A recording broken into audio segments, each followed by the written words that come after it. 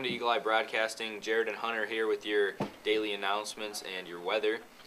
For today, Thursday, August 24th, Ainsworth Golf invites at 10 a.m. The van left at 7:30 a.m. JV varsity softball at Ponca at 4:30 p.m. Bus leaves at 1:30 p.m. today. Game is being played at Ponca. Smith, why don't you take Friday? Scrimmage at Nebraska State Fair, volleyball. That is football at GIC at 7 p.m. Bus leaves at 2:30 p.m. Saturday, Wisner Pilger softball invite at 10 a.m.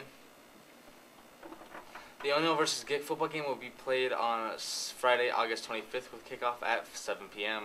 Reminder to all fans traveling to the game that GIC plays their home games at GI, Senior High Fields. The address is 2124 North Lafayette Avenue. Eagle fans will sit on the east side of the stadium.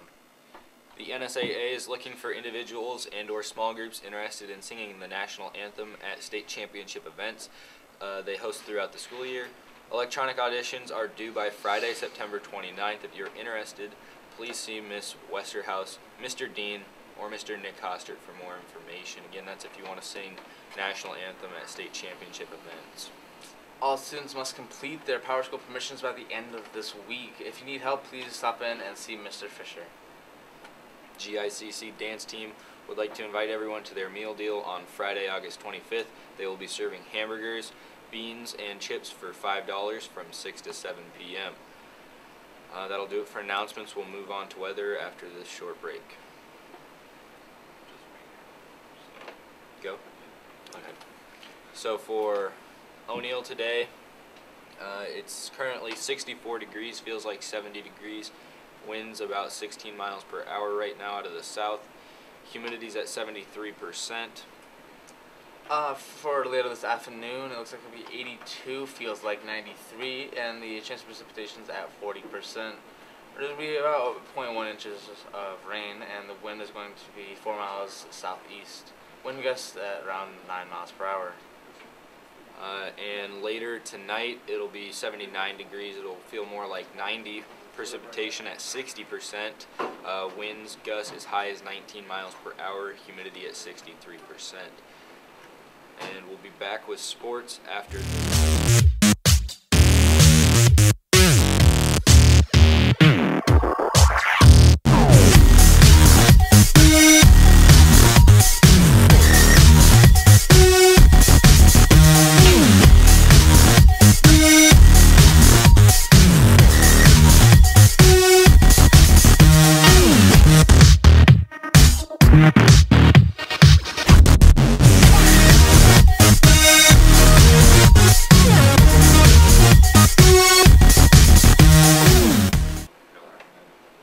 Good morning and welcome to your daily sports broadcast. I'm Trevor. And I'm Andrew. This morning brings the start of the Girls Varsity Golf Invitational in Ponca. I believe that's a misprint. I believe it's supposed to be in Ainsworth. The invite is scheduled to start at 10 a.m. Starting at 4:30 this afternoon is the JV softball game versus Ponca. That game will be followed by a varsity game scheduled to start at 6 o'clock. At 9 o'clock tomorrow morning in Grand Island, the volleyball girls will start their season with multiple games throughout the day.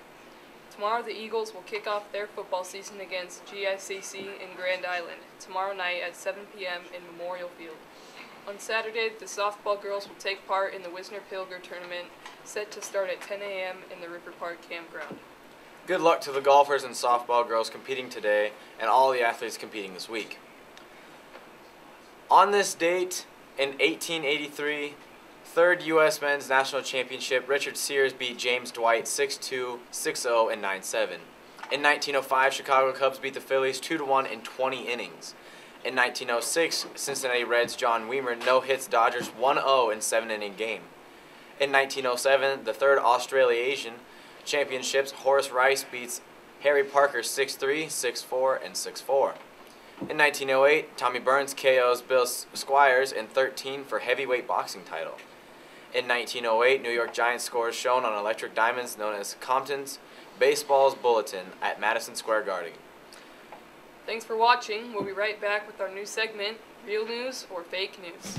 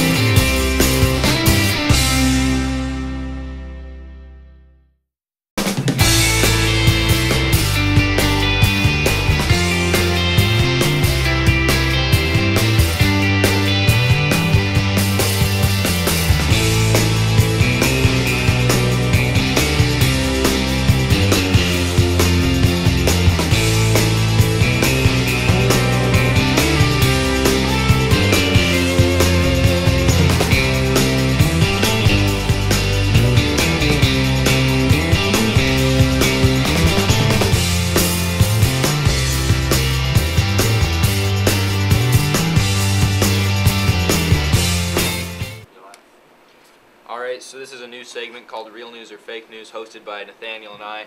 Our first contestants for today, Aurora Getchell and Colin Lorenz. Not to put any unnecessary pressure on you guys, but you are playing for a fancy, sensational sticker. Well, I am sensational, so. We'll see. Alright, rules of the game are pretty simple. We're going to read you 3 outrageous headlines. 2 of them are fake, 1 of them are real. You have to determine which one is real news. Best of 3 wins. Alright. Alright, so for the first Wait, set, so is it like the first person to say it?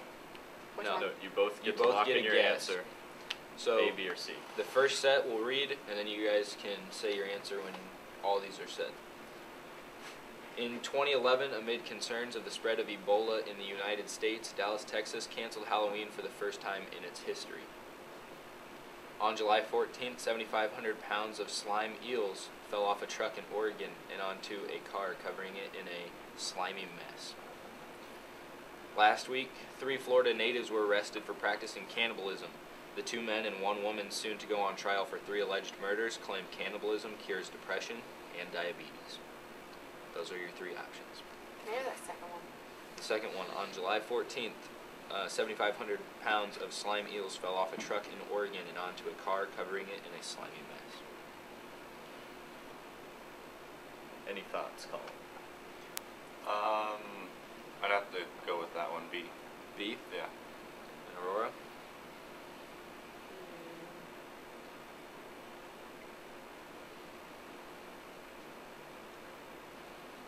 I think I'm gonna have to go with B too, because I feel like with the date you said at the beginning, like you could say no, that actually happened July 16th.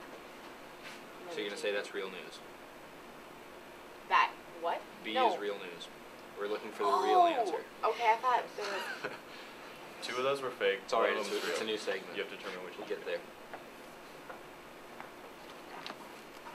I think that last one was real. I thought cannibalism. The cannibalism? Alright, so you said B and you said C, right? B was correct, so Colin, you get the first point. Alright. According to OregonLive.com, the fish were loaded in the back of a truck driven by Salvador Tragle for transport to Korea, where they are a delicacy. Tragle was driving northbound on 101 when he came upon road construction that had stopped traffic, police say. But Tragal couldn't stop his truck in time, and containers of hagfish flew. They sailed into the southbound lane, starting a chain reaction of collision. By the way, this is still the first set. We're Yeah, just that reading the is- real news. Yeah. So you can go check it out for yourself at OregonLive.com. 7,500 pounds of eels. Real news. Delicious. Alright. Set 2. This week, a British woman was forced to go without alcohol into a sporting event after authorities discovered her smuggling vodka into the event inside her salami sandwich. Option B.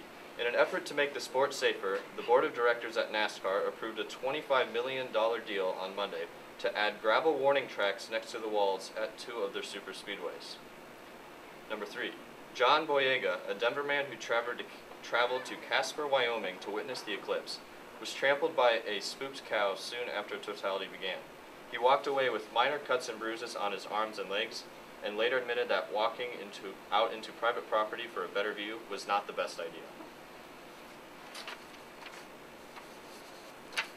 Any thoughts?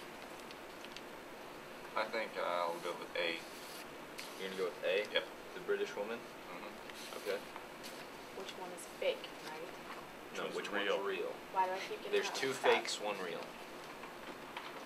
So it was woman with alcohol. Woman tried smuggling alcohol in her salami sandwich.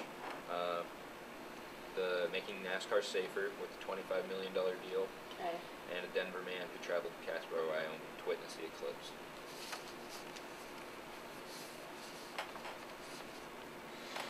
I think the NASCAR one's real. You think the NASCAR one is real? Yeah. According to Fox News, on Sunday, authorities at the Southwell Horse Track in Nottinghamshire, England, reportedly caught an attendee trying to smuggle a 350 milliliter bottle of vodka into the venue by way of a large sandwich filled with salami and tomato. According to the Telegraph, security guards were tipped off by the weight of the sandwich and asked the woman to open it for inspection. So the score is 2-1, Colin. Why do you know so much random news, Colin? All right, set number 3. Let's see. Wait, isn't it best 2 or 3? It's It 2-0. So statistically, Aurora's already lost, but for the fun of it, We'll give we'll them go to another the next set. See if Colin can, Yes, I'm go having 3-0 class. here. Alright, so set 3. On August 14th, a British man revived his turtle that had been drowning in his backyard pond by giving it CPR for over an hour. Lucky for the owner, the turtle survived. After winning the Mega Millions jackpot in January of 2015, Dennis Andre of New Haven, Connecticut was quickly fired from his management position after spilling his morning coffee all over his employer on purpose. Last week it was revealed by a whistleblower inside of Apple that the company plans to go completely wireless once the iPhone 8 is released. Plans for the iPhone 9 are in part the removal of the charging port.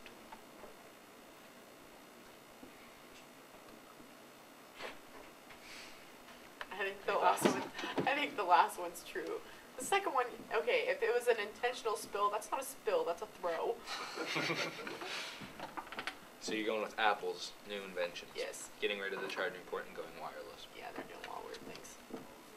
I'm gonna have to go with A. A, Yeah. the British man reviving his turtle. Yeah.